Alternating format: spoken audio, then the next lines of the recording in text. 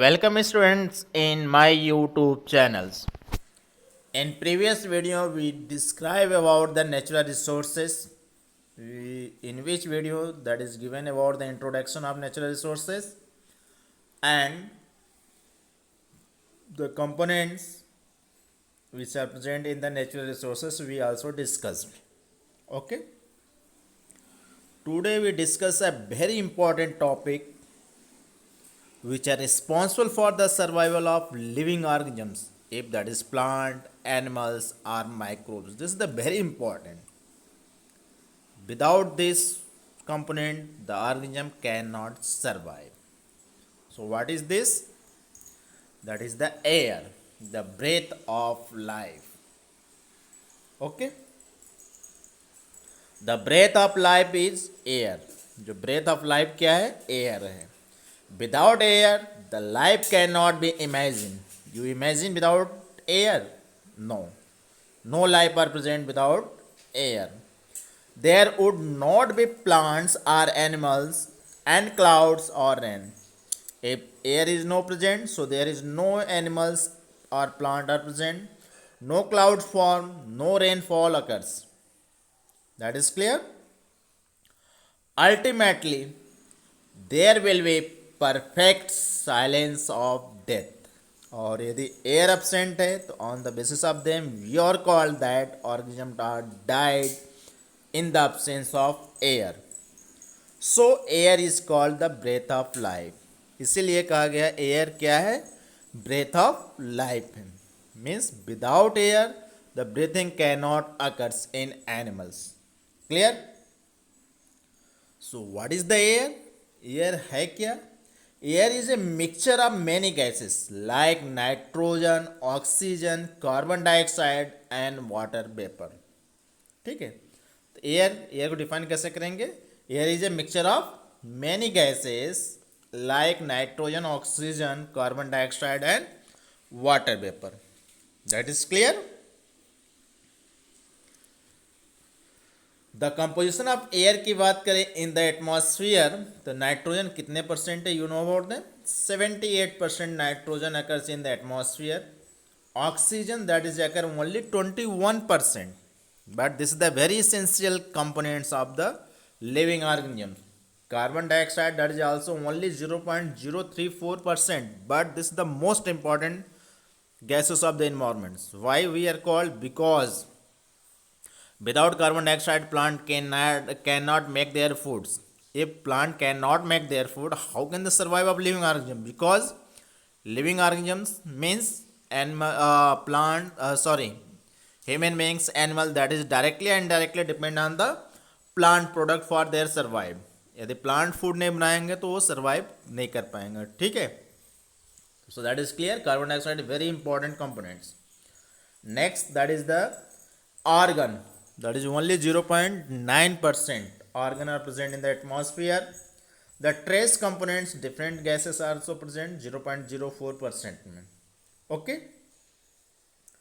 The composition of air is the result of life on earth. जो ये composition आपको बताया air का, this is the responsible for the life of animals on the earth. Most of the air we breathe in elements oxygen and nitrogen. Maximum जो हम air लेते हैं during the breathing उसमें ऑक्सीजन और nitrogen ज़्यादा होते हैं. About 1% of composed of other constituents such as carbon dioxide and water vapor. That is also another components which are required for the survival of living organisms. Two vital processes of lives of respiration and photosynthesis where carbon dioxide and oxygen are involved. दो process होते हैं जिस life का जिसमें ये carbon dioxide और oxygen involve होते हैं. जैसे रेस्पिरेशन है, रेस्पिरेशन में ऑक्सीजन यूज होता है, कार्बन डाइऑक्साइड रिलीज होती है. और फोटोसिंथेसिस में क्या होता है? कार्बन डाइऑक्साइड यूज होता है और ऑक्सीजन बाय प्रोडक्ट के रूप में बाहर निकलता है. That is clear? The percentage of carbon dioxide is mere fraction, means that is very less amount, 0.03% only, because of carbon dioxide is fixed in two ways. Carbon dioxide जो कम amount में present है, लेकिन that is fix in two ways में fix करते हैं. First one is the green plants convert carbon dioxide into the glucose in the presence of sunlight. ठीक है, पहला क्या है, फोटोसिंथेसिस प्रोसेस, जिसमें ग्रीन प्लांट्स होते हैं कार्बन डाइऑक्साइड को वाटर वेपर के साथ in the presence of sunlight and chlorophyll, that is formation of glucose, मतलब फूड फॉर्मेशन प्लांट करते हैं. That is clear. You see here.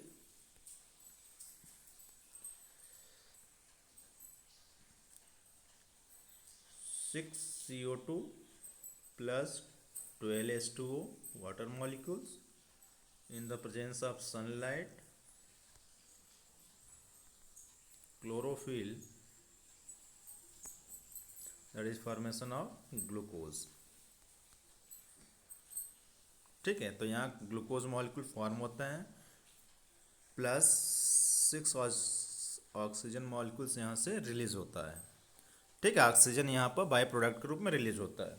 तो पहला प्रोसेस है जिसमें ग्रीन प्लांट्स कार्बन डाइऑक्साइड को यूज करके ग्लूकोज का फॉर्मेशन करता है, means that is formation of food. And second process जो कार्बन डाइऑक्साइड का यूज होता है, many marine animals use carbonates dissolve in sea water to make their cell. Marine animals जो है अपने बॉडी का जो कवरिंग हार्ड कवरिंग होती है उस सेल का बना होता है, which are made of the carbonates. Carbonates कहाँ प्रेजेंट होता है, which are present in the soluble in water. Okay, it is the interesting to note that carbon dioxide constitute up to 95 to 97% of the atmosphere of Venus and Mars, where no life is known to exist. जहाँ पर carbon dioxide की मात्रा बहुत ज़्यादा है, मतलब 95 to 97% है, वहाँ पर कोई लाइफ नहीं है, जैसे मार्स और वीनस है. That is clear. Eukaryotic cells and many prokaryotic cells need oxygen to break down glucose molecules and get energy for their activities. You know about them, the respiration. Respiration क्या होता है? In the presence of oxygen molecules, the breakdown of food material, they release the energy, and this energy are used for the different activity of living organisms. Clear? तो prokaryotic eukaryotic दोनों के लिए food की required होती है. Food क्या है, glucose है, और वह ऑक्सीजन की उपस्थिति में ब्रेक डाउन होता है, जिससे एनर्जी रिलीज होती है, और इस एनर्जी का जो ऑर्गेनिज्म है डिफरेंट एक्टिविटी में यूज करते हैं. This result the production of carbon dioxide, जिसके फलस्वरूप जब ब्रेक डाउन होता है ग्लूकोज तो रिलीज क्या होती है, carbon dioxide. Clear. You see the reactions. Respiration का रिएक्शन क्या है, जैसे ये ग्लूकोज मॉलिक्यूल से C6H12O6 in the presence of oxygen.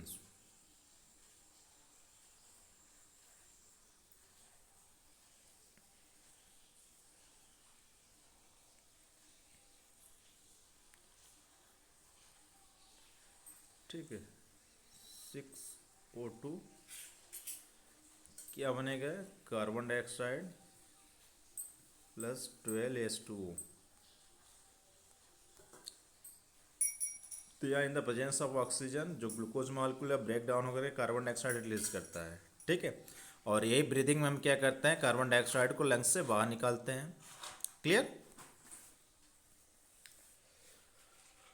Okay, तो what is the role of the atmosphere in the climate controls. How can the climate are control by the atmosphere, या atmospheric को climate कैसे control करते हैं. The atmosphere convert the earth like a blanket. Atmosphere पूरे earth को cover किया हुआ just like a blanket. Blanket जो जिससे होता है पूरे अर्थ सरफेस को कवर किया हुआ है. The atmosphere is divided into a series of concentric shells और स्फीयर. यह कई सीरीज में डिवाइडेड है due to the variation of temperature and pressure at various altitude. यह क्यों वेरिएशन है, because on the basis of temperature and pressure. ठीक है, उस बेस पे डिफरेंट होता है. There are 4 atmospheric layers. Atmosphere में कितने लेयर है, 4 लेयर है. This are troposphere, stratosphere, mesosphere and thermosphere. ठीक है, तो first one is the troposphere. Troposphere किसको बोलते हो, it is the lower portion of the atmosphere. सबसे लोअर पार्ट पर जो एटमॉस्फेयर का होता है वो ट्रोपोस्फियर है. It extend about 8 to 16 kilometre height, और इसकी जो हाइट होती है अर्थ सरफेस लेके 8 to 16 kilometre height from the earth surface, ठीक है। 8 से 16 किलोमीटर तक लेंथ इसकी होती है ट्रोपोस्फियर की। It contains more than 90% of gases in the atmosphere. Atmosphere जो 90% गैसेस है which are present in only troposphere. The transition zone between the troposphere and stratosphere, जहाँ से ट्रोपोस्फियर स्ट्रेटोस्फियर में मिलता है, this is called the tropopause, उसको tropopause बोलते हैं। And here the average temperature of troposphere की बात करें, जो एवरेज टेम्परेचर यहाँ पर कितना होता है 15 degree Celsius, okay.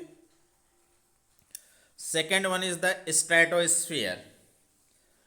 Eight extend up to 30 to 50 kilometre, इसकी जो रेंज है स्ट्रेटोस्फियर की ट्रोपोस्फियर के बाद 30 से 50 किलोमीटर का जो एरिया है वो स्ट्रेटोस्फियर में होता है। There is a little mixing of gases between the troposphere and stratosphere, यहाँ पर बहुत कम मिक्सिंग गैसेस प्रेजेंट होती है। It is also known as the ozone layer, as a thin layer of ozone is present in the stratosphere at height of 15 to 30 kilometre. इसको ozone layer के नाम भी जानते हैं क्योंकि ओजोन लेयर स्ट्रेटोस्फीयर में प्रेजेंट होती है, जिसकी हाइट 15 से 30 किलोमीटर के नियर अबाउट होती है, ठीक है। The ozone shells absorb harmful UV radiations coming from the sun, और ओजोन जो होता है लिविंग ऑर्गेनिजम्स की लाइफ की प्रिवेंट या रक्षा करता है, क्योंकि ये जो यूवी रेज निकलती है सन रेज के द्वारा उसको ये एब्जॉर्ब कर लेते हैं। That is clear. Next one is the mesosphere. It extend up to the altitude of 80 kilometre beyond stratosphere. ये 80 किलोमीटर बियॉन्ड स्ट्रेटोस्फीयर के बाद यह प्रेजेंट होता है mesosphere. It show a decrease of temperature with height, यहाँ पर temperature decrease करता है हाइट के साथ। Next one is the thermosphere. It extend up to 100 kilometre beyond mesosphere. Mesosphere के बाद जो 100 किलोमीटर है वो थर्मोस्फीयर का है। It show an increase of temperature with height, यहाँ पे भी शोइंग करता है हाइट के साथ बढ़ने के साथ टेम्परेचर इसकी इंक्रीज करती जाती है। Due to the high temperature particles are ionised, so it is called the ionosphere. यहाँ पर जो पार्टिकल्स होते हैं वो आयनाइज्ड आयन फॉर्मेट डिवाइडेड होते हैं, तो इस लेयर को आयनोस्फीयर इसलिए कहा भी जाता है। Water vapour, carbon dioxide, ozone occur in minute quantities in the atmosphere. ये एटमॉस्फियर में बहुत कम प्रेजेंट होता है water vapour, carbon dioxide and ozone. This are essential for the maintaining life on the earth, और यह लाइफ सर्वाइव करने के लिए मेंटेन करने के लिए लाइफ का अर्थ पर यह नेसेसरी है, इसेंशियल कंपोनेंट है। Water vapour regulate the hydrological cycle to sustain life in both terrestrial and the aquatic ecosystem. जो वाटर वेपर है ये रेगुलेट करता है हाइड्रोलॉजिकल साइकिल को, हाइड्रोलॉजिकल साइकिल एक्वाटिक हैबिटेट जो साइकिल होती है उसको ये मेंटेन करता है, जिससे लाइफ आपका टेरेस्ट्रियल और एक्वाटिक इकोसिस्टम में मेंटेन रहता है। It also absorb infrared radiation from the earth, जो ओजोन है यहाँ पर इंफ्रा या यूवी रेज को ये एब्जॉर्ब करता है, जो प्रिवेंट करता है अर्थ सरफेस को। Water vapour, carbon dioxide and ozone play a important role in maintaining the heat balance of the earth. Earth के जो हीट है उसको भी बैलेंस करने का ये काम करता है, okay. You see this is the different layer which are present in the atmosphere, troposphere, उसके बाद स्ट्रेटोस्फियर, देन मेसोस्फियर एंड जो सबसे ऊपरी पार्ट होता है वो थर्मोस्फियर है। That is clear, okay. Next one is the movement of air, winds. Movement क्या होता है?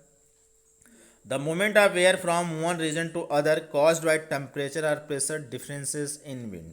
ठीक है, डिपेंड किस पर करता है? टेम्परेचर एंड प्रेशर पर। Clear?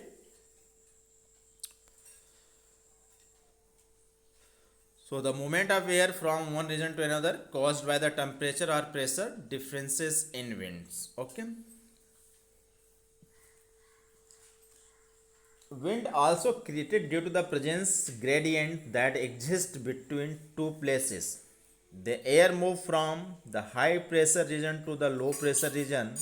Such air movement does not follow the क्विस्ट स्ट्रेट लाइन पाथ. ठीक है, जो एयर होता है हमेशा मूव करता है हायर टू लोअर प्रेशर जिधर होता है. ठीक है, और ये स्ट्रेट लाइन को पाथ को फॉलो नहीं करता. That is clear. In fact, the air moving from high to low pressure follows a spiraling routes. ठीक है, स्पायरिंग रूट में वो कन्वर्ट होकर ट्रांसफर हो सकता है outwards from high pressure and inward toward the low pressure. Outward high pressure में show करता है and inward that is showing in the low pressure. There is some example on the basis of them, जैसे sea breeze and land breeze है. ठीक है, सी bridge क्या है, land bridge क्या है. Listen, the atmosphere can be heated from below by radiation, that is the reflected block, back or radiation by the lands or water bodies. On being heated, convection current are set up the air in coastal region during the day. ठीक है, in coastal region during the daytime the air above the land gets heated. जो land surface वो ज़्यादा heat हो जाता है. Land gets heated faster and start rising. ज़्यादा heat होने का वो मूवमेंट चालू करता है. As this air rises a region of low pressure is created and air over the sea moves into this area of low pressure is creates winds. ठीक है, इसके बेस पर विंड का फॉर्मेशन होता है, मतलब आपका लैंड ब्रिज फॉर्म हो गया. ठीक है, during the day time land आपका हीटेड ज़्यादा हो गया other than the sea. The air pressure आपका ज़्यादा कहाँ लग रहा है, land surface. That is move from the lower sides means sea breeze की तरफ, उधर ये मूव करेगा. ठीक, जिससे हीट होने के बाद वो वहाँ के एयर जो हीट होने के बाद वेपर के साथ ऊपर चला गया, वहाँ एयर प्रेशर कम हो गया और लैंड पर एयर प्रेशर ज़्यादा है. ठीक है, तो air that is movement from land to sea, so this is known as the land breeze. Clear. During the day the direction of winds would be from the sea to the land. दिन के समय यह direction जो होता है सी to land होता है. At night both land and sea start to cool. दोनों कूल होना होता है, रात्रि के समय दोनों कूल होते हैं. Since water cools down slower then the land. जो वाटर होता है वो स्लोली कूल डाउन होता है अदर देन द लैंड के अपेक्षा. The air above water would be warmer than the air above land. The direction wind would be from the land to the sea. ठीक है, ये डायरेक्शन शो करता है land से सी की तरफ. You see just like there is given diagram. You see about the land breeze and sea breeze. During the day time जो land surface है ज़्यादा हीट हो जाता है अदर देन द सी की पिक्चर. ठीक है, तो जो यहाँ का एयर है हीट होने का ये ऊपर की तरफ मूव करेगा. ठीक है, ऊपर की तरफ मूव करेगा तो यहाँ गैप बन गया, मतलब एयर यहाँ पर अपसेंट है. दिस एयर या this cavity is filled by the air move from sea to the land. तो ये आपका क्या हो गया, सी की तरफ मूव कर रहा है लैंड की तरफ. ठीक है, सी से लैंड हो रहा है तो लैंड ब्रिज हो गया. क्लियर. और दूसरा है ड्यूरिंग द नाइट्स क्या होता है, अपोजिट होता है. जो हीट हुआ है दिन के समय, हीट कौन ज़्यादा था, लैंड सरफेस. हीट सबसे ज़्यादा कौन था, अर्थ सरफेस था other than water.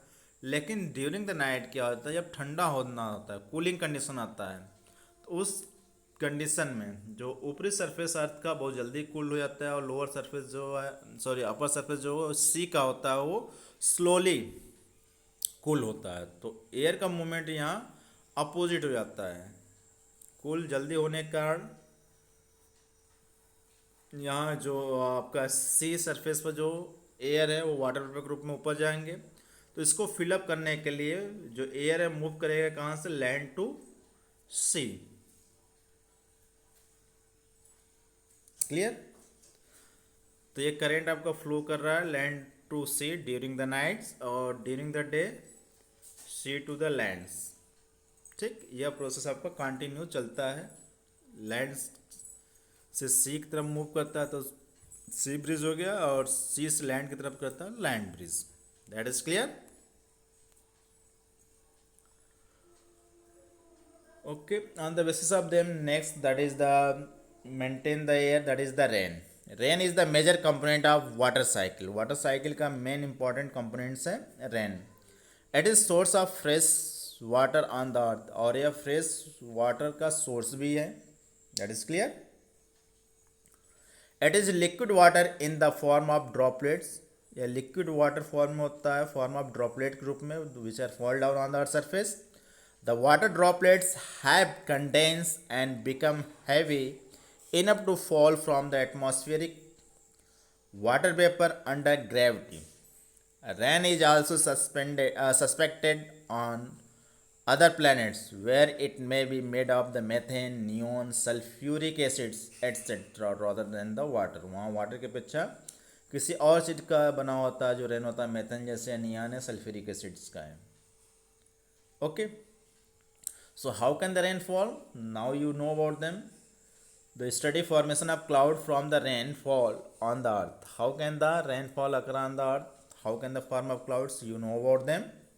When water bodies are heated during the day, a large amount of water evaporates and goes into the air. During day time क्या होता है, हीट होने के कारण जो वाटर सरफेस है वाटर वेपर के साथ ऊपर की तरफ चला जाता है इनटू द एयर में। ठीक है, some amount of water vapour also gets into the atmosphere because of various biological activities. और कुछ वाटर वेपर एटमॉस्फेयर में प्रेजेंट होता है बायोलॉजिकल एक्टिविटी, जैसे लाइक रेस्पिरेशन। रेस्पिरेशन जब करते हैं या ब्रीदिंग जब करते हैं तो some amount of water vapour that is also release which also goes in the atmosphere. This air also gated heated, वो भी हीट के ऊपर की तरफ मूव करता है।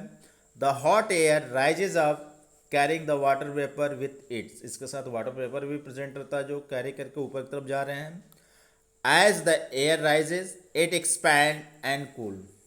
ठीक, वो एक्सपेंड होता है और कूल होता है, ठंडा होता है कुछ समय बाद। This cooling causes the water vapour in the air to condense in the form of tiny droplets. यही वाटर वेपर जब कोल्ड हो जाता है कंडेंस होकर के एक टीनी ड्रॉपलेट्स वाटर का फॉर्म करता है। This condensations of water is facilitated if some particles could act as the nucleus for this drop to form around। ठीक है,